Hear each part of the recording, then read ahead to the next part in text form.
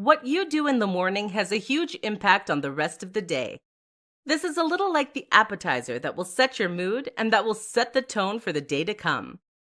If your morning starts with you leaping out of bed late and then rushing out the door, chances are you're going to feel exhausted and stressed.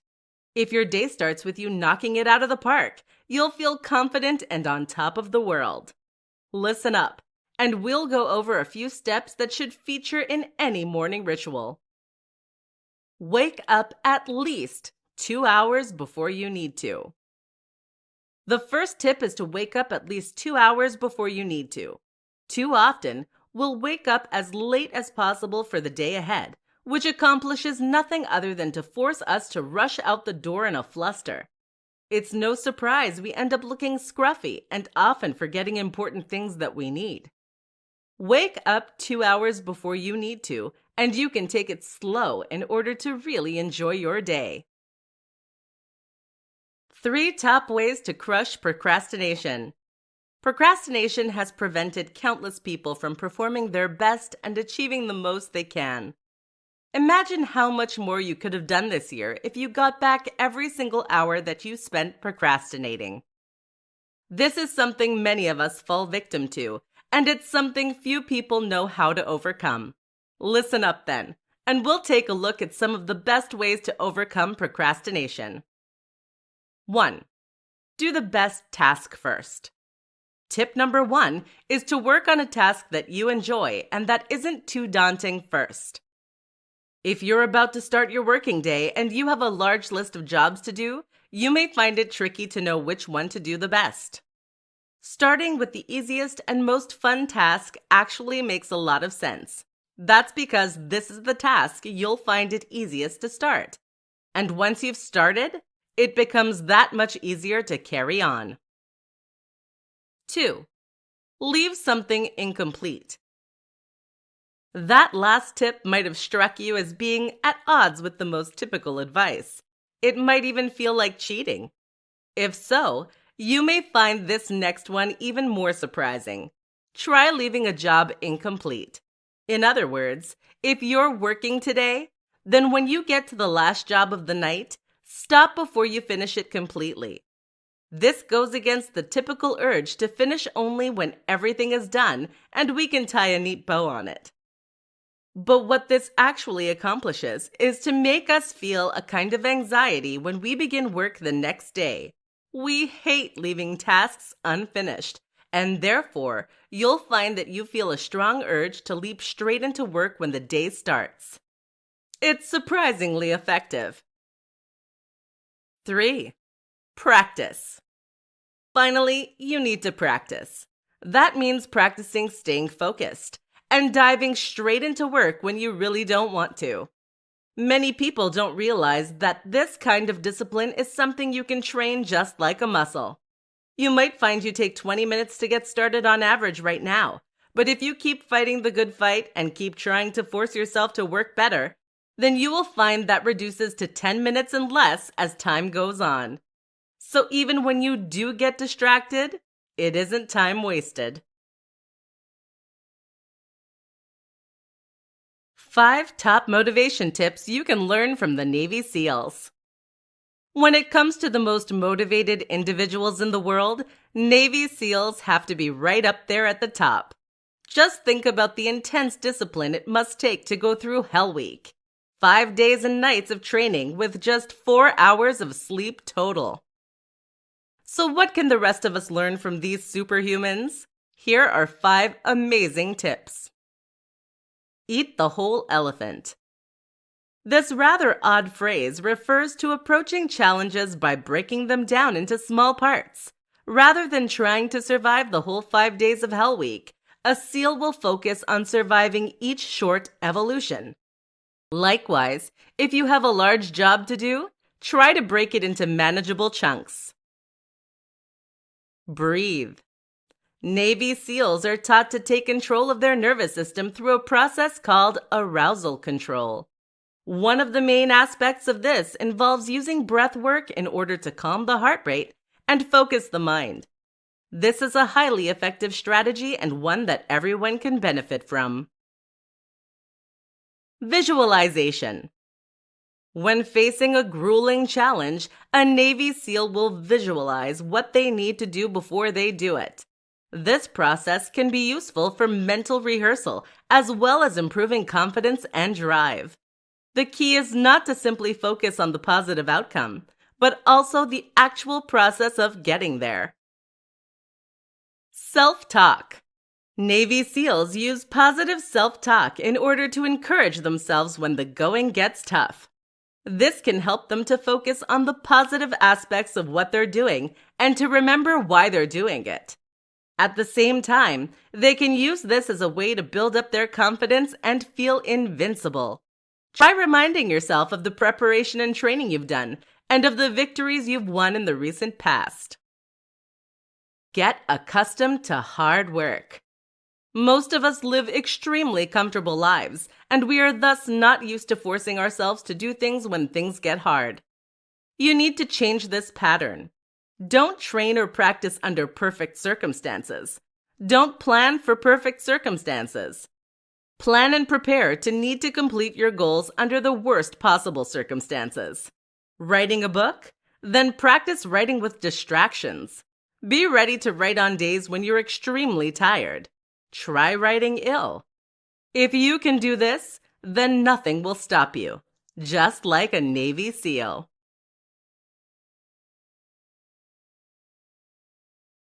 Do these 3 things for greater motivation. Struggling to summon the motivation and drive you need in order to get done?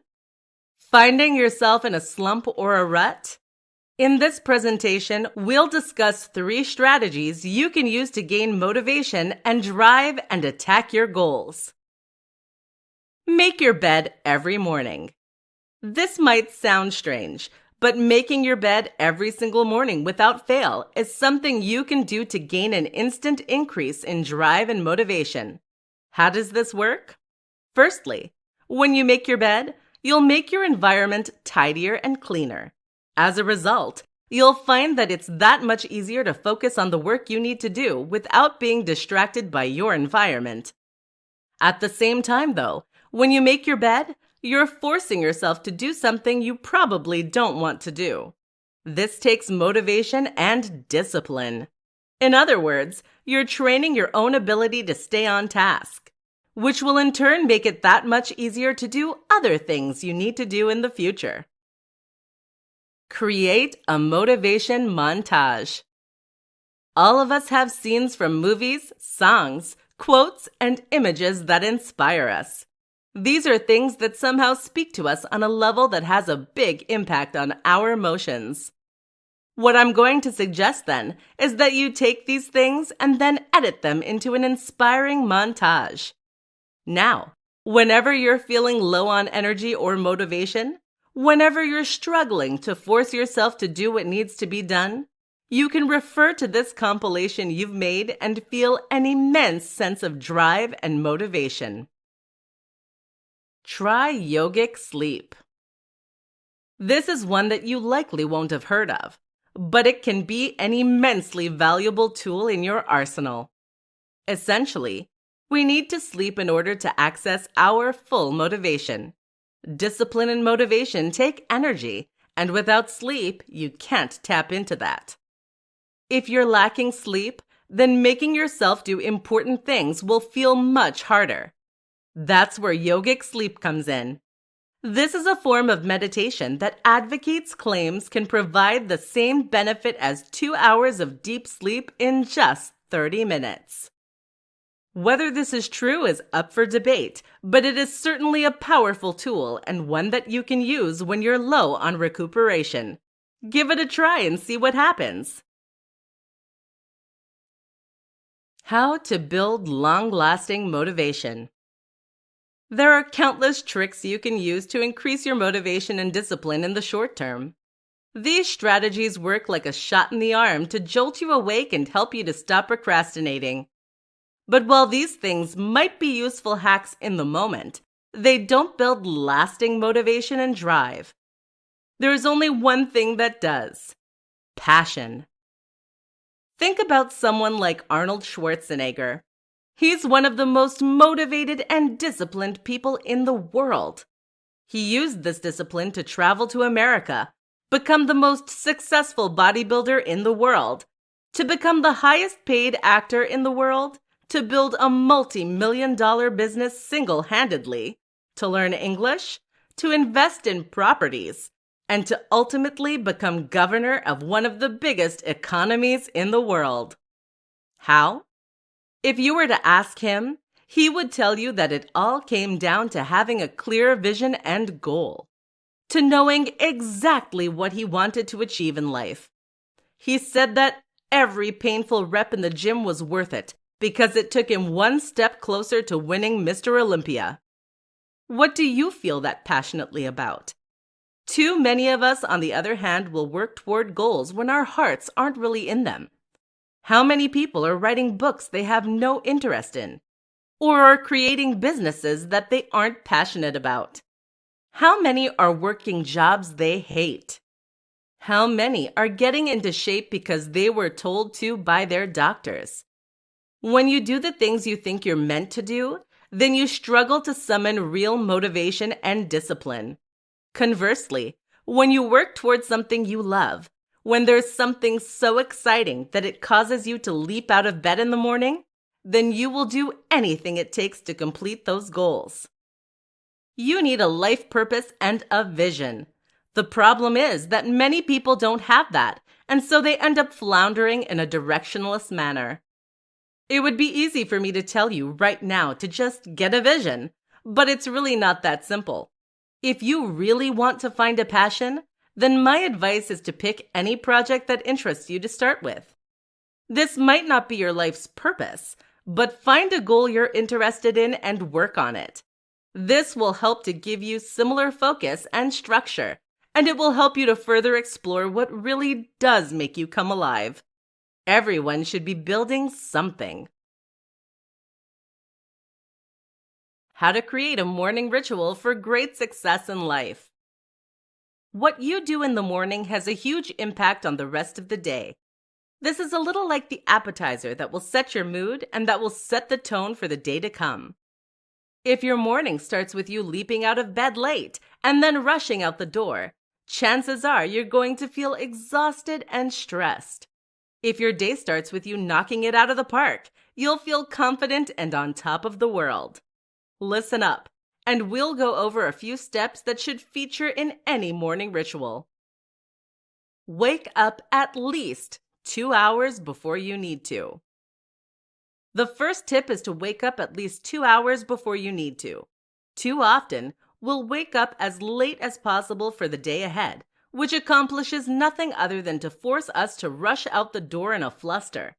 It's no surprise we end up looking scruffy and often forgetting important things that we need. Wake up 2 hours before you need to, and you can take it slow in order to really enjoy your day.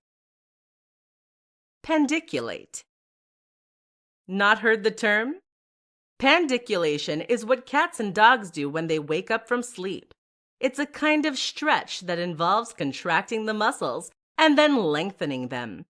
This helps to reconnect the body to the sensory motor cortex, thereby giving you back full control over your body.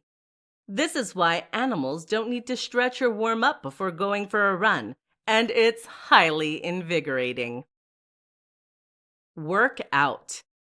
Nearly every highly successful individual will tell you that they train and work out before they start their day. This is a valuable strategy for building immense energy and a sense of accomplishment, and of course, it will improve your health. Don't have time? Don't worry. Just 5 minutes of training is enough to have benefit and get the blood pumping. You can do your full workout later. Cold shower. Taking a cold shower will increase adrenaline and testosterone. It will help to wake you up via the mammalian splash reflex, and it will train your discipline and motivation. It's not pleasant, but that's kind of the point. Meditate. Just as many highly successful people say they train first thing in the morning, even more of them claim to meditate. You should too. How to get into a flow state and stay there. A flow state is a concept that has been discovered by psychologists and researchers, and which has become almost mythical in status. For those not familiar with the term, a flow state is a state of total concentration and even euphoria. This occurs when we are so focused on a given task that we lose awareness of anything else going on. In the brain, this causes the prefrontal cortex to shut down and go quiet, while the parts of the brain responsible for focusing on our bodies and senses remains active. People achieve incredible things in this state, breaking athletic records, creating amazing works of art, and more. So how do you get there? The first and most important step is to ensure that the challenge level of what you're doing is just right. If something is too challenging such that you find it nearly impossible, you will find that you give up quickly and lose interest. But likewise, if it is too easy, then it will fail to stimulate you and you'll look for something more interesting too. The perfect task for achieving and staying in flow, then, is one that is difficult and engaging without being disheartening. What do you do if you're asked to do something dull and uninteresting? Simple. You find a way to make it interesting. One way you can often do this is simply to practice doing the very best job you can.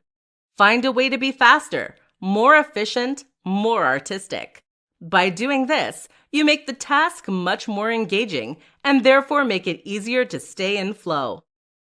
Another important tip is to remove distractions. It's going to be hard to stay completely focused on a given task if you're hungry or tired, or if there's a loud noise coming from the room next door. A common and useful strategy is to put on noise-canceling headphones, play some loud music without lyrics, and focus on that. Finally, practice being in flow. Practice focusing on something as intently as possible while ignoring all distractions. A great way to do this is to try meditating, which essentially is a form of intense focus. Once you've mastered this, you'll be able to make your mind work for you. And when you do that, you can achieve nearly anything. How to keep motivated when you're in a slump. Anyone can be productive and motivated when things are going well. When you're having a great day and you feel inspired, it can be very easy to set yourself down to work or to get outside and do a workout. The real challenge, then, is to remain productive when you don't feel good. How do you perform when you feel tired and miserable, or when your motivation has left you? In this presentation, we'll discuss how to get your mojo back on those days and kick ass anyway. Prime yourself. When you feel in a slump, you might wonder what it is that's going wrong. Why can't you summon the motivation and energy to train anyway? The answer is that you have loss of inspiration. Inspiration is the instigator of motivation, and without inspiration, it is very hard indeed to feel motivated and driven. So what's the solution? One fantastic thing you can do is to try and win back a little motivation by priming your mood. Priming means that you're doing whatever you can to try and set yourself in the right state of mind, thus making the challenge that much easier. So for example, if you're trying to find the drive to work out, then a solution might be to watch some training motivation. How about the training montage from Rocky? Likewise, if you're trying to set yourself down for a day of work on a project, how about taking a look at an example of a project that you really admire? A perfect example of the kind of thing you want to achieve. Set rewards. Another tip is to set yourself rewards. That means that you create targets to meet, and then you reward yourself only when you achieve those things. For example, you might say that you'll make yourself a cup of tea once you've answered X number of emails, or once you've written Y number of words. This is instead of giving yourself the reward first, which just ends up taking time and setting you back. By using those things as rewards, you create a goal to work toward. Often, You'll end up putting off the reward for longer once you've begun being productive. Take a break. You know what, though? If you really feel exhausted, then it might actually be better to just give yourself the break. No one can be productive and driven all of the time. How to power through sticking points in tasks. There is a point in any task, any goal, and any challenge where things suddenly get harder. Runners call this the wall. It's the point at which we run out of disposable energy. It is the point at which we become tired, but where there is still too long to go for us to feel like the end is in sight. It's this point where most of us give up and quit. So the question is, how do you prevent that from happening to you? How do you power through those sticking points? Here are some of the best strategies you can employ today. Break it down. One of the biggest mistakes people make when working toward a large goal is to focus too much on the endpoint. That is to say that they focus on where they want to be in a year's time from now. While this might be inspiring, it is ultimately too distant and far off to have much of an immediate emotional impact. What you therefore need to do instead is to focus on the short term. Focus on the smallest next step you need to do, and don't worry about the end goal. Focus on the fact that you have 16 miles still to run during a marathon and you'll feel defeated. Focus on completing just the next mile and you'll feel a lot better. Try non-reactivity. Navy SEALs use something called non-reactivity in order to power through moments of intense challenge. Likewise, distance swimmers refer to something known as a swim coma. Both these terms describe the same thing, the moment when you zone out and stop thinking about the nature of the challenge or your situation. Instead, you are now focused purely on the here and now. You aren't engaging, just silently executing the plan. This is tough to cultivate, but if you practice meditation, you may find you're able to reach this near meditative state more easily. Make it engaging. Another reason we often give up on tasks is that they become boring. This happens for many of us during work. The solution? Make it interesting. This is particularly useful for writers. Writer's block often comes from the fact that what you are writing is boring to you. If you can make it interesting, that will change. The neuroscience of motivation and self-discipline. If you want to stay motivated and disciplined, then there are countless videos out there that will provide you with useless platitudes and hacks. These sound great on paper, but they rarely get the job done. If they did, then no one would struggle with lack of motivation or procrastination. Instead of looking for a quick fix, then, the best advice is to think deeply about the nature of your motivation and focus. What is the neuroscience behind your ability or inability to stay on task? In this presentation, we're going to explore the answers to that question. The neuroscience of focus. Motivation and focus largely comes down to a concept in psychology called attentional control, or executive attention.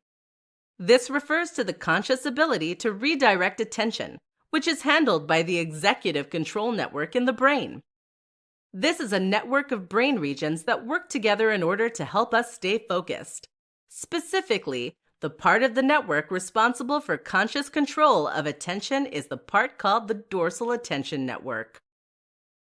The ventral attention network, meanwhile, is the network of brain regions that react reflexively in order to redirect attention.